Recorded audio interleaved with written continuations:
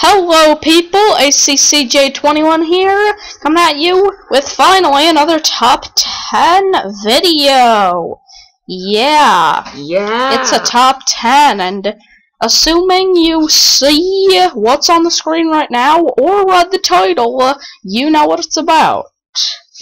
So yeah, apologies if you hear our dog barking, that's probably gonna happen a lot, there's a huge storm going on. Anywho, not the point, let's get on with the top 10. And a disclaimer, we are including handhelds in this. We will not base anything based on how much we love the system or the games on it. This is purely about the feel of the controller.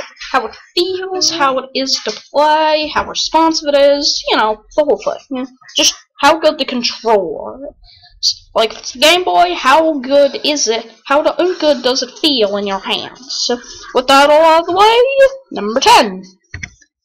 Game Boy Advance. It's really all you need. You got your D-pad, A and B, L and R, simple. Simple, fluent, feels almost like the gamepad, really.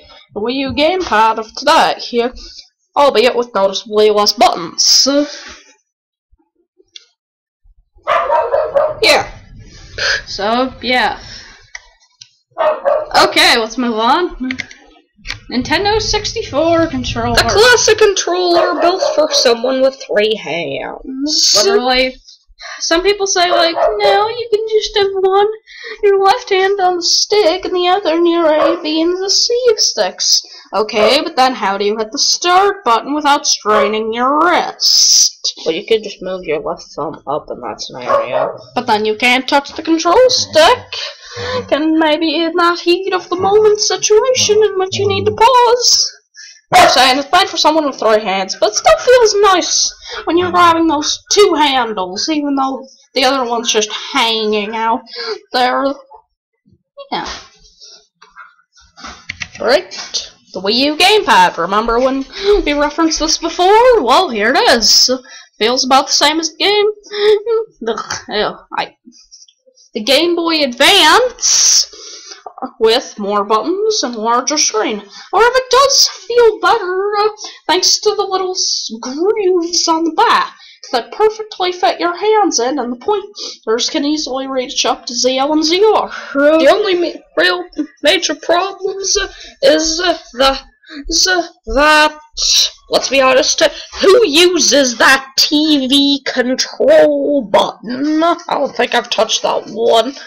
I touched it once, but it was by mistake. I meant to hit the power button. And it may be a little big for some people's standards, especially for a game like Smash. Like, literally, L plus R plus A plus start is literally near impossible to do without someone else to push the start button. Believe me, I've tried. Number 7 is Nintendo GameCube. Here's where the controversy starts. Nintendo made a whole adapter thing just because so many melee and brawlers would feel alienated if their favorite controller wasn't playable in Smash 4. Well, one thing's for certain, this isn't melee or brawl. Well, we're talking about how the controller is as a controller itself. Yes, it feels great to hold on those 2 handles. Yes, your thumbs easily go to the main buttons in the control stick. Yes, your pointers easily go to the L and R button.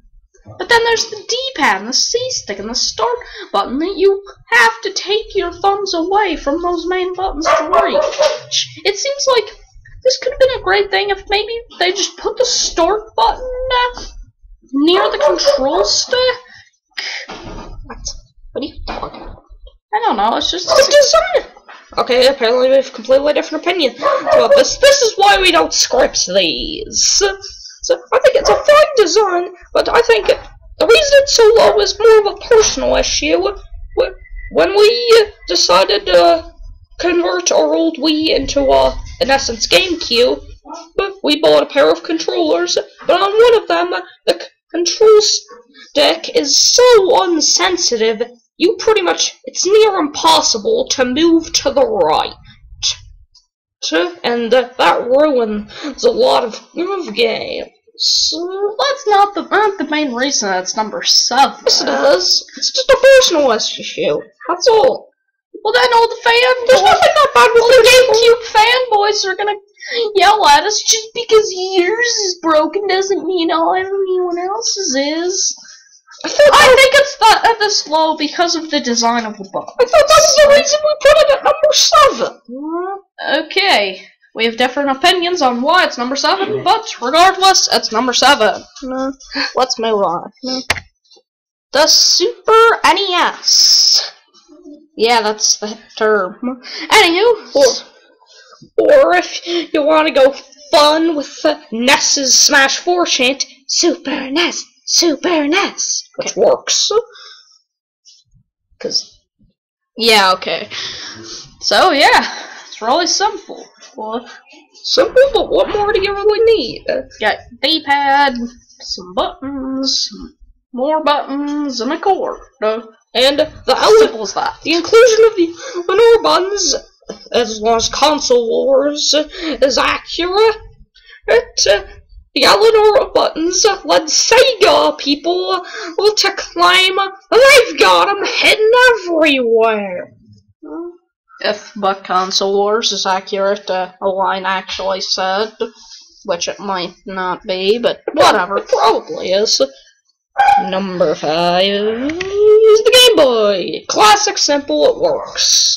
Nothing more you need to say. It fits great in your hand. You can reach all the buttons easily. Yeah, the screen's small, but hey, limitations. What are you gonna do? We're not talking about the quality of the screen. You know, if we were doing that, the gamepad would be number 1. It would. I don't know, maybe. It's not important. Point is, it feels great in your hands. You can reach all the buttons easily, and yeah, it's just good. Yeah. Number 4. Well, he's coughing. Sorry about it. Like it. The dimensional system. The dual screen. However that just goes. DS. However it goes. A classic in the handheld market, and 2 screens. Gasp. It's very simple control-wise. You just have the D-pad on one side, your ABX Y, and then you just gotta reach your thumb down for the start select. That's all the buttons you need. If you take the Wii, there's a ton of buttons on that, but the DS is as many buttons as the aforementioned SNES. Just D-pad, X, Y, A, B, start select. And your pointers rest on the I suppose with the addition of the touch screen, it eliminates the need for more buttons, but still, it's very simple and just good. And number 3 is the Wii U Pro controller. Feels a lot like the Wii Classic controller, sort of like that 64 controller, just without a third useless handle. Well, it feels great. It actually feels more like the controller of say the Xbox or PlayStation in that sense, but it just feels as a nice, smooth, simple. Your fingers control the buttons. It's actually my preferred controller of choice for Smash. Mine happens to be the gamepad. Don't judge. We should get you another Pro controller. I don't need a Pro controller. I beat you like every time. No, you don't. Anywho, that's not the point. That's something for outside of the video. The Pro controller is good. It's good. You got your everything. It's just good. It's good. It's good. Good. Number 2, the classic, the NES. The NES. For being classic, it actually feels really simple. It's a rectangle. Who knew a rectangle controller would work so well? With the cords, so you can play more than 10 feet from the television screen. Who needs to play 10 feet away from the television? Why would that ever be helpful? I don't know. It's an example, but it's really simple. You got your thumb on, you got your left thumb on the D-pad, right thumb for A and B, select and start you got there too. Just easily move your left thumb over for select and right over for start. Easy peasy lemon squeezy. Nice, simple, fresh, cool. Number one is probably pretty obvious by this point. It's the one major controller that we have not touched on. It is the Wii Remote. Okay, Wiimote. Wiimote. But it's not just our favorite because of its nickname, although that is a pretty good nickname. It just feels so great. The B button is perfectly curved, so your pointer rests nicely on it. All the other fingers curve around the back. Your thumb is perfectly positioned, so if you just naturally grab it, chances are it's on, or at least very close to the A button.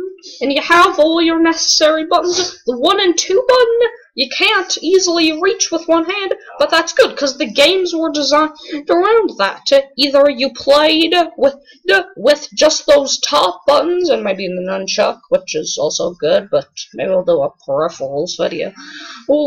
Some other time. Yeah, or maybe you just, for some sort of 2D game, or just any random game they decided to have it work for, flip the Wii Remote sideways, and the 1 and 2 take sort of the place of an A and B button. Yeah, it's basically an NES controller when you flip it on its side, just with some extra gizmos in the middle. Just every button is within reach for just pick any random game, and how it sets the controller makes it everything perfect. The nunchuck just adds to the experience. So maybe we'll make another video about how the nunchuck is good. But then again, maybe not. Probably not. Anyways, we won't do that. So yeah, the Wii Remote, it's great. If you haven't felt it for yourself, do it. Buy yourself a Wii or a Wii U or... Wii Minis cost like $100 nowadays. So they're cheap. Buy them. Huh? Just buy something. Play. Do stuff. Yep, be cool. And so, yeah. Hope you guys enjoyed. This is ACCJ21, and we'll see you guys next time. Until you Splatooners out there, stay fresh. Nailed.